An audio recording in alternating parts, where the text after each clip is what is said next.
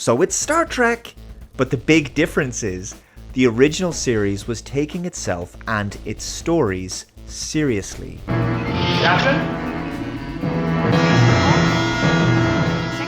Even the light-hearted ones never deliberately descended into outright farce and self-reverential comedy. Harcourt, Fenton, Mud, what have you been up to? But Strange New Worlds doesn't take itself seriously because it doesn't take the original seriously.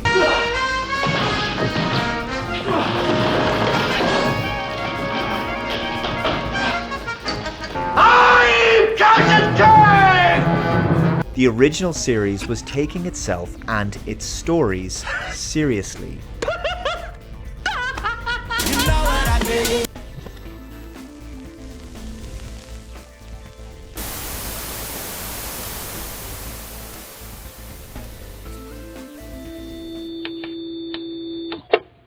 Okay, so I know I wanted to look at Yellowfash, but I know there was also a Dave Cullen video that caught my interest, so let me dig that up real fast.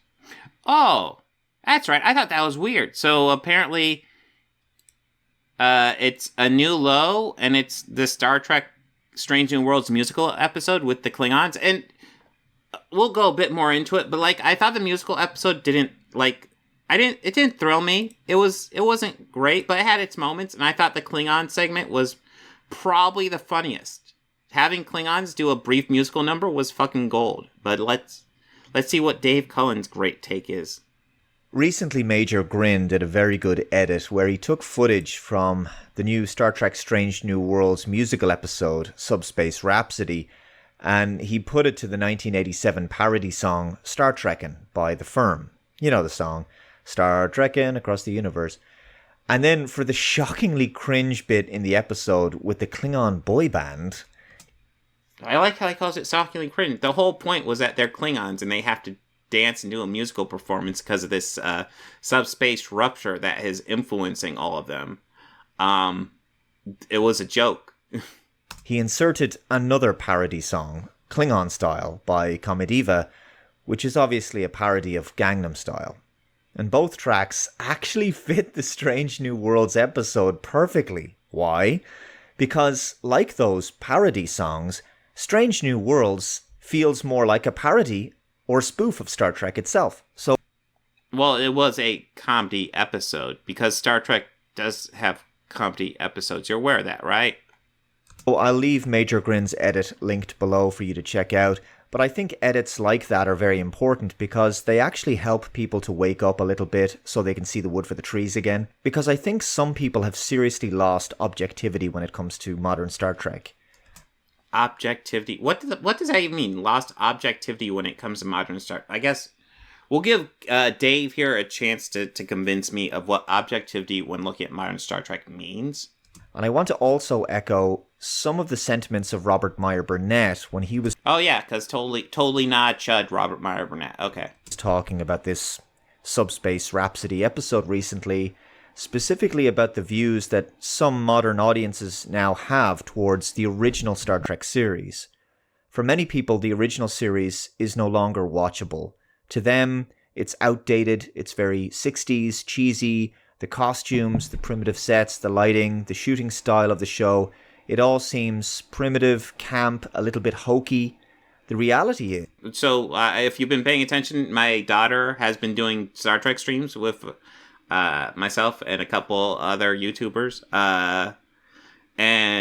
So I've been educating her on Star Trek. So we've seen some of the original series recently. Yeah, it's kind of dated. It's kind of cheesy. But some of the writing on it is still really good and holds up quite well. It's totally a product of the 60s. There's no getting around that whatsoever. But it's not bad, and it's hardly unwatchable. Well, we did just do that episode with the kids who controlled by doing the thing and had the evil villain with the full... Okay, so that episode was fucking ridiculous. But, like, overall, a lot of the episodes are still good and totally watchable. You just gotta, it's definitely a product of the 60s. It was state of the art for the time. But some people... Not really. It was actually kind of low budget for even the time period. I'm not sure where you're getting its state of the art. It was a struggling series throughout its 3-year run. People can't look past all of these distracting elements and appreciate the intelligent stories and characters. My recommendation is that people should read the books. But anyway, So don't even watch the original series, read the books? That's a weird take. Like I said, like City on the Edge of the Forever, watch that one not that long ago. That's a great episode still. Dated, of course. It's 60s, but it's still a fucking well-written episode. And there's lots of, like, not even to Star Trek, but like Doctor Who, back in the 60s, 70s, even 80s. Those had very cheesy, dated effects. But a lot of them worked because it was just well-written. And it's watchable simply for that fact. When it comes to making a prequel series like Strange New Worlds, which is supposed to be based around the same time as the original series, or a little bit before, they think it's necessary. It's about 10 years before. Necessary to maintain what they perceive to be a degree of 60s cheesy camp. Not really. Like a musical, like, I don't really think they did musical episodes back in the 60s. That's more of a modern thing. Like, I remember the first big musical episode. There's probably other ones, but I remember Buffy having a big one. I know other series have had that. But that's kind of more of a modern thing where, like, they will find an excuse to do a musical episode. That's not really the 60s thing. It's just Strange New Worlds occasionally does a lighter episode. And usually they're entertaining, so I don't usually have a big issue. But modernized with higher quality production values, sets, and visual effects. So, to writers and producers who don't understand Star Trek and can't appreciate the original source material, the result is a kind of simulacra of Star Trek. And this is why people defend Strange New Worlds, claiming that the show embodies the spirit of the original series. I don't know if I would go say it embodies the spirit of the original series. I think it does great on its own because there's lots of, like, there's the cheesy stuff, like the musical episode. And I think there's the episode where Spock became human. That was obviously kind of a lighter episode as well. There was, what else? Oh yeah, there was the crossover with Lower Decks. Obviously that was lighter. But there was also the fucking episode where we deal with M'Benga and the Klingon. And, like, their dark history with the war back during Discovery Season 1. And flashing back to that shit. That was dark as hell. And let's not forget how dark that season finale is. And how they've remade the Gorn into kind of a terrifying species. Where in the original series, they were kind of just goofy. So just dismissing Strange New Worlds as if it's goofy is weird. Because it's actually kind of amazing how they're able to bounce from, like, goofy to really serious pretty effortlessly. Why? Because at the most superficial... So, Sandman, actually, if you're interested in getting into Star Trek, we actually had this discussion with Turf Nation, because he actually hasn't seen Star Trek, and we kind of agreed, probably a good place to start for a newer person, probably not the original series, because again, it's 60s. Probably the J.J. Abrams reboots are a solid place to start. Strange New Worlds won't be a terrible place to start. Part of me wants to say Discovery, but Discovery Season 1's not good. So I would either go with the J.J. Abrams reboot, Star Trek 2009, or Strange New Worlds. Level, it kind of visually resembles the colorful, campy 60s vibe and designs from their memory.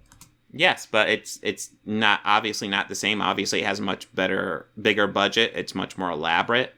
Yeah, it's not the same. Let's see what his point is. So it's Star Trek, but the big difference is the original series was taking itself and its stories seriously. Do you want to argue original Star Trek never had any fun?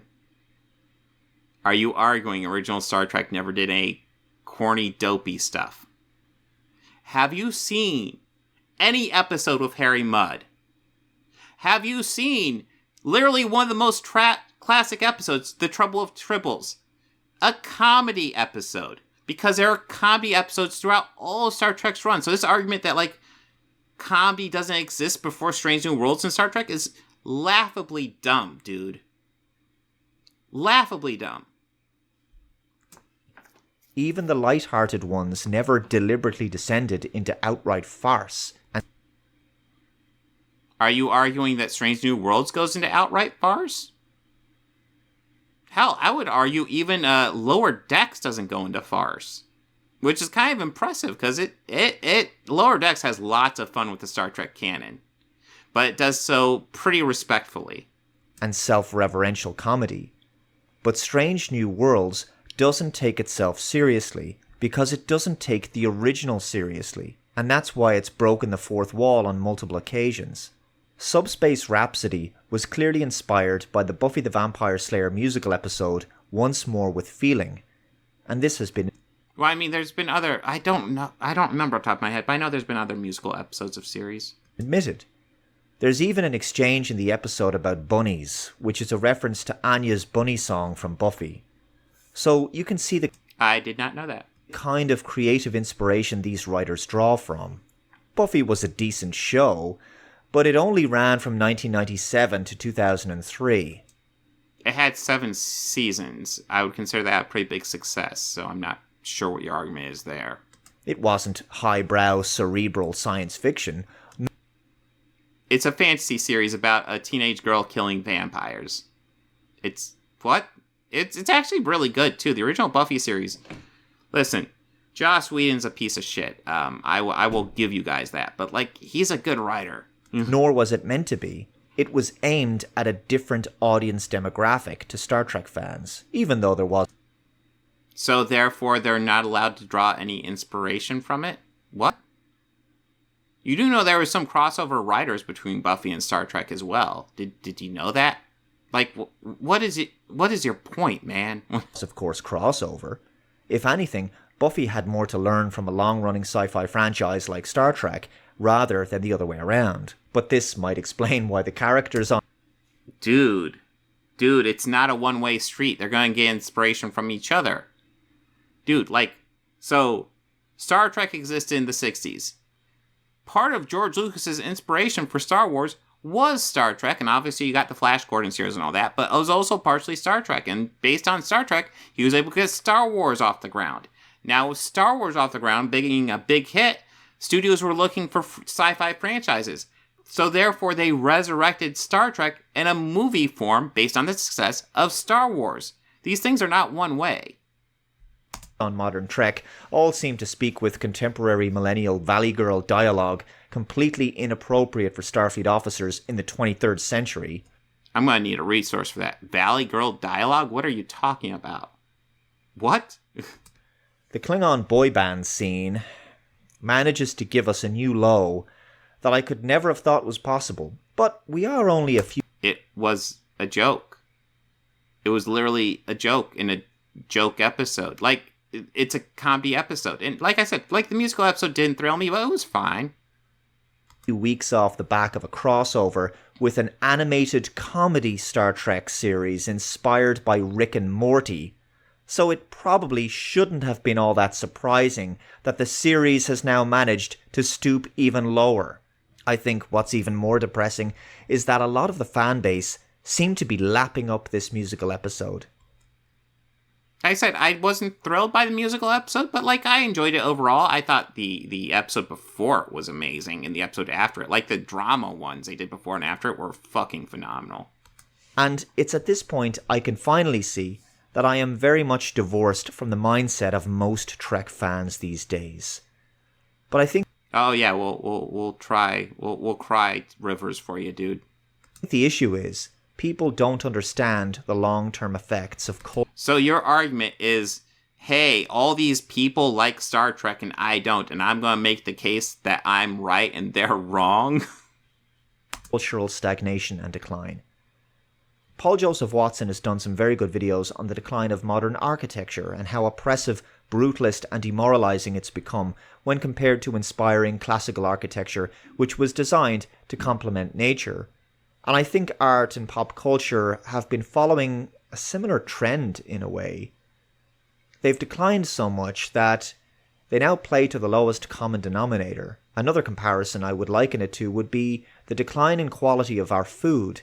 Modern Star Trek feels like fast food, where the franchise was once fine cuisine. And I think some people have gotten... Dude, you thought was fine cuisine before? Let's see if we can find some old clips from Star Trek. I've seen some stuff, especially recently. I would not define it as fine cuisine. Maybe people disagree. Let's look at some serious acting from the world of Star Trek.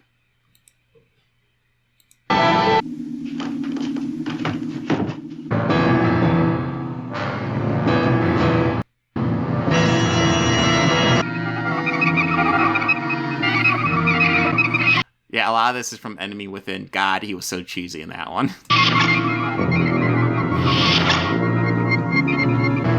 Captain?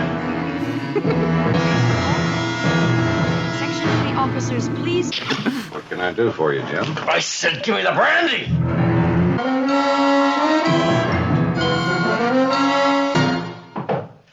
Yeah. I'll tell him you were properly annoyed. Oh, my. Stop pretending. Let's stop pretending.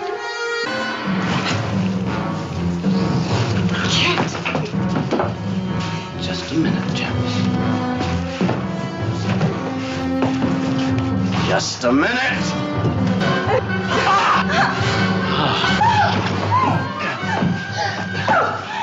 Section.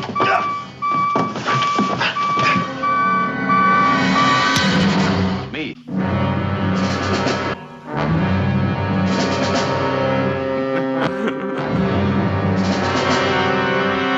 Dude, like, I can't help but laugh at this stuff. This is like, it's so bad, but it's entertaining. Okay, maybe the rapey stuff not so much, but like some of this acting is just, it's solid gold cheese, man.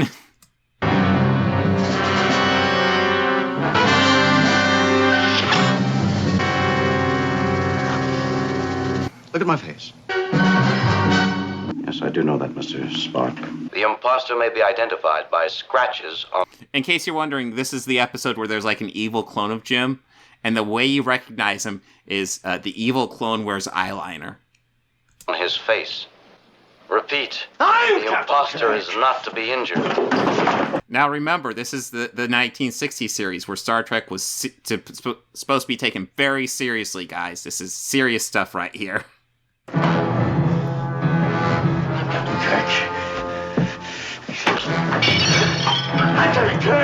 So, I mean, I watched this episode recently with my daughter, and, like, I'm not gonna lie, I enjoyed watching it quite a bit with her. But, like, it wasn't because it was like, oh yeah, what a great, serious sci-fi drama. I'm Captain Kirk!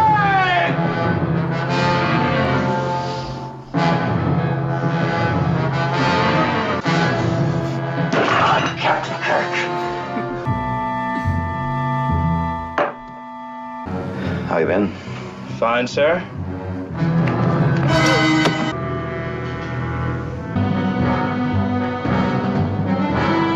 Oh yeah, my daughter brings up the overdramatic music all the time. Like watching the original series, like, oh my god, this music, like, they will tell you what emotion you're supposed to be feeling at that moment.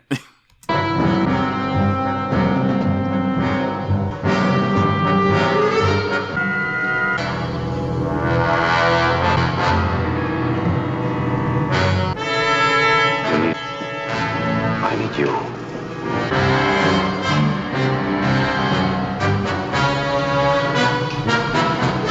I don't need you. What's the matter with me?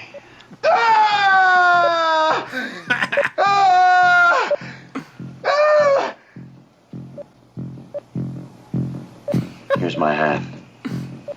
Hold on. You don't have to be afraid. I won't let go. Hold on. You won't be afraid if you use your mind and think. Think. You can do it. That's it. It's so serious, guys.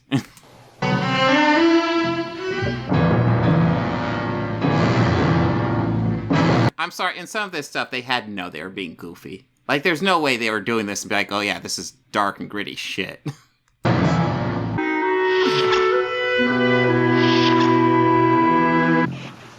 I won't fight you anymore.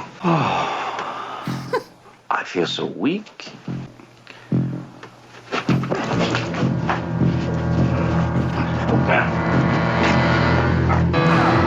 I always love, they get the worst doubles in this series, too, because that's supposed to be Kirk holding himself. So, like, and you could just tell from the back of the head that's not remotely Kirk's hairstyle. No.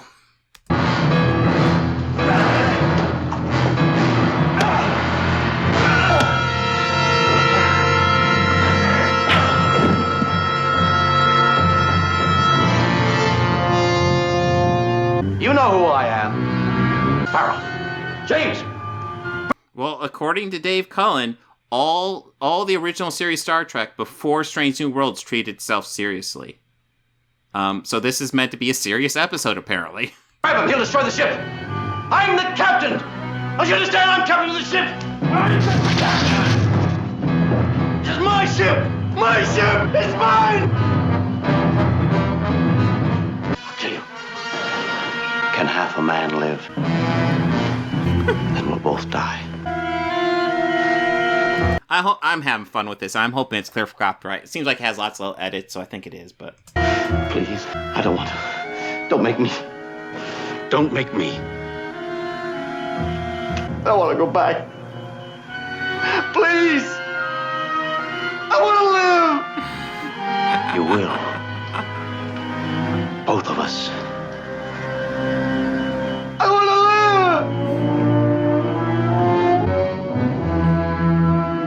live. Again, that's supposed to be Kirk's back of Kirk's head, too. Doesn't look right. No. Well, that was all taken. I didn't realize it would all be from that one episode, but that one episode's fucking gold. And it makes the point. Like, this guy's trying to argue that Star Trek was fucking serious before Strange New Worlds did goofy stuff. And it's not. Like, it's had serious episodes, but, like, no, it's always been kind of goofy. And in case you're wondering, Enemy Within is, like, the fourth fucking episode of that series. Like, they start out early with this shit. So Dave Cullen is talking out of his ass. I'm used to eating slop from the trough for too long. When there's already been a Star Trek story about how the crew defeat a swarm of alien bee-like ships. Okay, that's an interesting question. Paul Moses is asking, why do all these new channels hate anything that's new?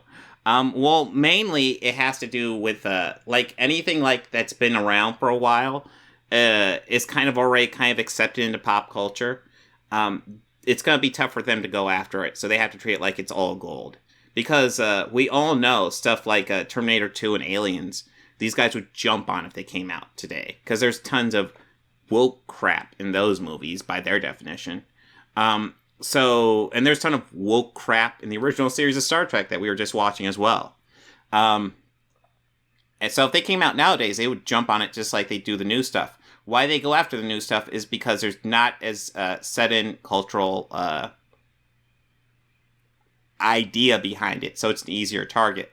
And it's always popular to go after the popular thing as well. So that's why they do it, essentially. It's using rock music. You know it's only downhill from there.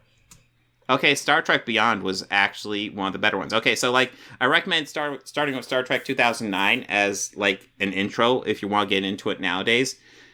Into Darkness, I think, might actually be okay if you don't have the context behind it, because I'm not thrilled with that movie. But I think possibly on its own, it's probably fine. I think it just kind of sucks, because if you know the context, it's a weaker version of Wrath of Khan. By the way, if you're okay going back to the 80s, another starting point wouldn't be... another good starting point would probably be Wrath of Khan. Just go to Star Trek 2. The original motion picture is fine, but it's not a good starting point. Wrath of Khan's a much better starting point. So that'd be another starting point possibility. As long as you're okay going back to the 80s. But I think Into Darkness probably stands on its own if you don't know the context behind it. And then Star Trek Beyond, I thought was probably the best, the original, the Kelvin trilogy. I thought that was a really good one. Because of how low Strange New Worlds, Discovery, and the Rick and Morty-inspired animated series Lower Decks have now taken the Star Trek franchise, it would not be surprising if the current producers of Star Trek announced a new Star Trek series that was inspired by... Scrubs. Why not a Starfleet medical show about Starfleet doctors in a Federation hospital dealing with all manner of wacky and... I mean, is this supposed to be a joke? Because, I mean, if they, like, here's the, like, Lower Decks, I thought would be a terrible idea, but now I've seen it, and it's actually really funny and clever. So if they have that same kind of creative idea behind doing a Star Trek Scrubs type series, I'd give it a shot, honestly. Funny alien diseases. The show would be filled with flash-cut transitions and fast-paced gags and quips. I mean, would such a show really be that much of a stretch for the franchise at this point? It looks like the new Starfleet Academy series is probably going to be like Buffy in the Star Trek universe, basically a college show filled with 20-somethings probably talking about their feelings. Well, if you don't want the college... Listen, like I said, so far I think New Trek has been really good. Like, I don't like Discovery Season 1, and that's fucking it. Discovery Season 2 and onward is good. Strange New Worlds is good. Lower Decks is good. I still need to watch Prodigy, but, like, overall, good. Picard's probably the weakest of the bunch. But even that, like, that has good stuff in it. So I won't even call that bad. So, like, I will give this new series a shot. Like I said, like, what you're describing doesn't thrill me, but, like, the Rick and Morty style Lower Decks that idea didn't thrill me either, and I fucking love that series. So I will give it a shot and see if it's creative enough. If you don't want, like, the 20-something Star Trek series, we literally have Strange New Worlds, which it isn't that. So what is your complaint? And relationships in hallways while struggling with their studies, right? Or why not a Trek show inspired by another TV series that was on the air around the same time as Buffy and Scrubs? Malcolm in the Middle, a domestic household comedy about a Federation family. I don't know if that would work, but again, if somebody has a good idea behind it and decides let's do it, then I would give it a shot. What you're thinking, Dave, don't give them any ideas. Finally, here's another idea I had that I'm sure would really go down a treat. Big Bang Theory and Friends were very popular sitcoms. So why not a live-action Star Trek sitcom inspired by both of these shows? Here's my pitch, and I hope Alex Kurtzman is taking notes. I just love the fact that he just wants to pitch Star Trek shows, despite the fact that Star Trek's actually doing pretty well right now. Gotta shit on it, I guess. Imagine a show about a group of 20-somethings studying at Starfleet Academy, and they spend most of their time at the local cadet coffee shop called Boothby's. Yes, named after the character Boothby. You see what I did there? I made a reference to canon, because such little trinkets and nods to Trek lore appear to be all that's needed to placate some fans. The characters will sit around... So, despite the fact that most people are enjoying New Trek, you don't, and you're going to make this is your case, that New Trek is bad, and all the fans who are enjoying it are not real or something. You're going to make up a fake series and then tear that down. There's a term for that. What is the term? I want to say it's like a man-shaped thing that's filled with hay. What is the term for that? You're just building up something just so you can tear it down? Just a fictional thing to tear it down? It'll come to me. It'll come to me. Oh, I'm a failure because I haven't got a brain. The Academy coffee shop drinking Raktaginos. That's Klingon coffee. See what I did there? Another reference. And they'll talk about dating and their feelings in front of a live studio audience. It'll be the first Trek show with a laugh track. Stop. Okay, laugh tracks are kind of dying out. I was actually disappointed the new Night Court even had a laugh track. It's becoming a dated period. It feels like Big Bang Theory is going to be the last series to really kind of get away with that. That being said, dude, like, this isn't even a show that's actually being created. So what the fuck are you even talking about? Auric. And why not? I mean, when you've sunk this low. And you know what? No, they're not going to hang out Boothbys. They're going to hang out Quarks. And they're going to bring back Quark, and he's going to be a fucking regular. You know what? They do that, I'm fucking watching. It means there's no longer quality control or standards. Except, it's still fucking good. You're complaining about something that's still fucking good. Rick Berman may have been criticized for being too conservative at times. Yes, he was. But at least he was conservative. This is how standards, principles, values... Listen, as someone who's not a fan of Alex Kurtzman overall, I have to admit I think he's kind of done a good job with the Trek series. I think he did a better job than Rick Berman did back in the day. TNG was great. DS9 was great. DS9 is still my favorite. But you can tell as the years went by and Rick Berman got more and more hold, Voyager was kind of spotty, and Enterprise until the last season was pretty fucking bad. And quality are maintained. But it's clear from modern Trek that... Oh, Paul, yes, Star Trek 4. Star Trek 4 was the comedy movie in the Star Trek canon. It was pretty fucking good, too. No such standards exist anymore, and some of the fan base appear to have ever-lowering expectations of Star Trek. I hope the law... Oh, and I think it's important to state this. While I love TNG, DS9 is my favorite. TNG is a very close second. There is no season of Star Trek that is worse than TNG Season 1.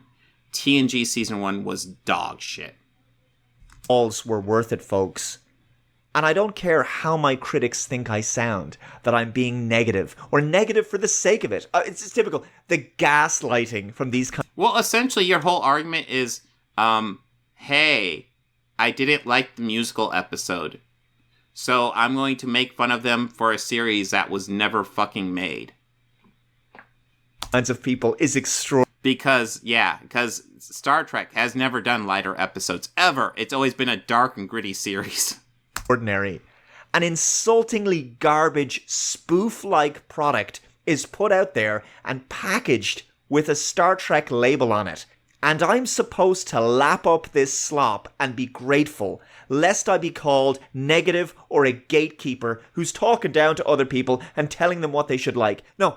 Dude, you obviously haven't even seen the original series, or you're just lying about it. So I don't know what your angle is. This is really, really bad television.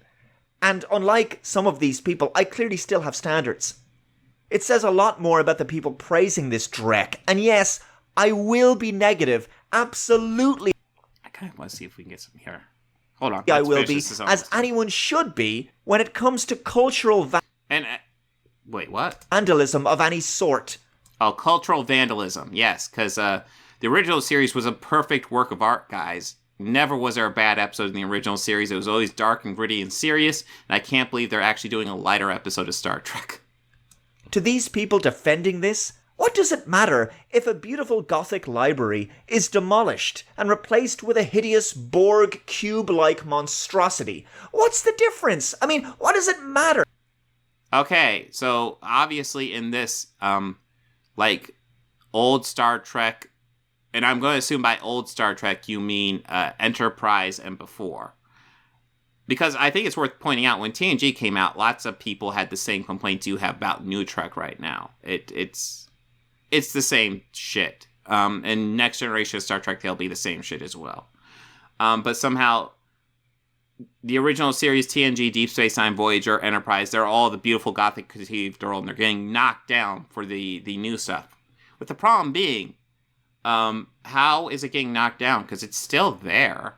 It still exists. It's still 100% watchable.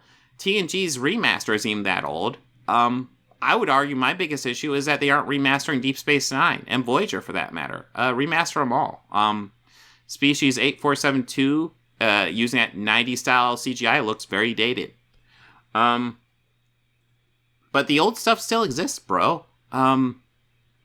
It's not getting knocked down. Maybe... And I think this is something I think is very interesting. He's actually done very little criticism of the actual episode other than to say it's bad and I don't like it. He hasn't broken it down. His whole criticism of that episode has essentially been, Star Trek has never done comedy before. How dare it do comedy now? Which, I just showed it did plenty of comedy. They both have windows and doors and walls. What does it matter if your favorite fine dining restaurant is replaced with a fast food joint? Nothing is getting replaced. It's still there. I mean, it's all food, isn't it? What's the difference? And not to be crude here, but it does. And I would argue New Trek is honestly some of the highest quality Trek. It's definitely better than Enterprise. It does all look the same after you've digested it and flushed it down the toilet, which appears to be where the Star Trek franchise is right now, boldly going towards a septic tank at warp speed. Thank you very much for watching this video. Please let me know. Yeah, just so many bad takes on Star Trek right now. Just egregiously bad. Let's see.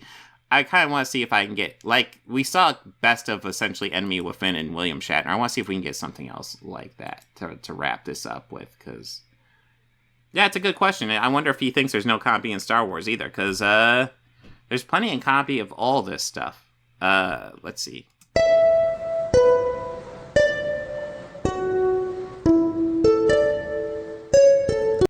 Of a starship, Commander.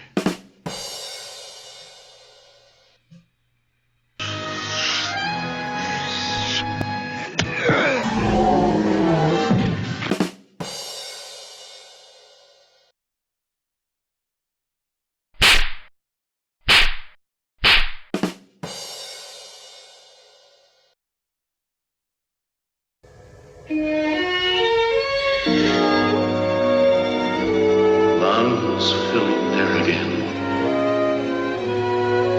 To see again. Heart pumping, arteries surging, blood again. Don't copyright me. For 500,000 years. Oh, it's so serious and gritty. Be again.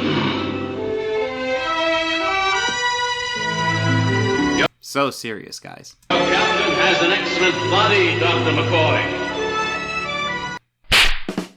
Oh, that's loud, man. You have received your orders. Oh, this is great. I love this. You will obey my orders. Will be charged with mutiny.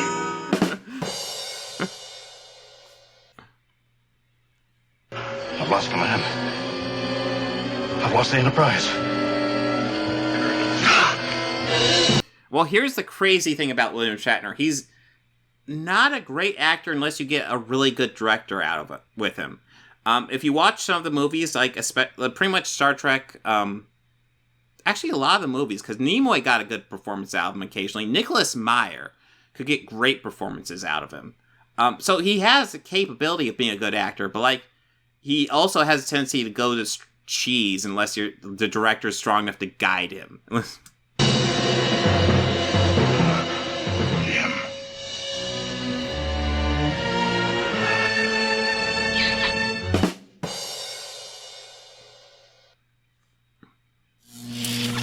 Belong in a circus, Spock.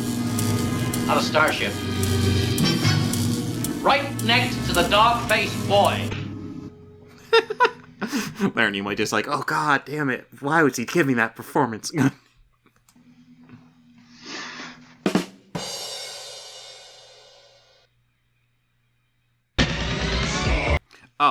Episode where Spock looks like Heisenberg. I assume the goatee, that's Mir Mir. Trekking across the universe. On the Starship Enterprise, under Captain Kirk.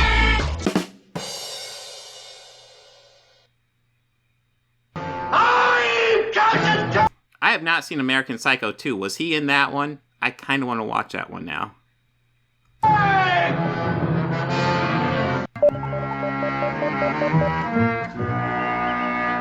Nimoy was capable of going goofy, but like he handled it like so much better. Like I always felt in character for me.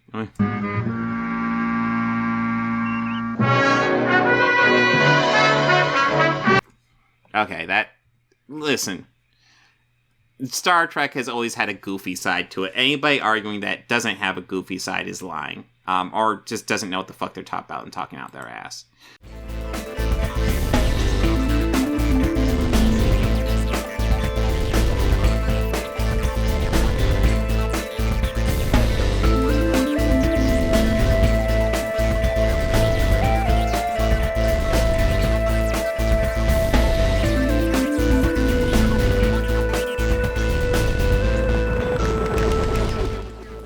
Books, records, films, these things matter.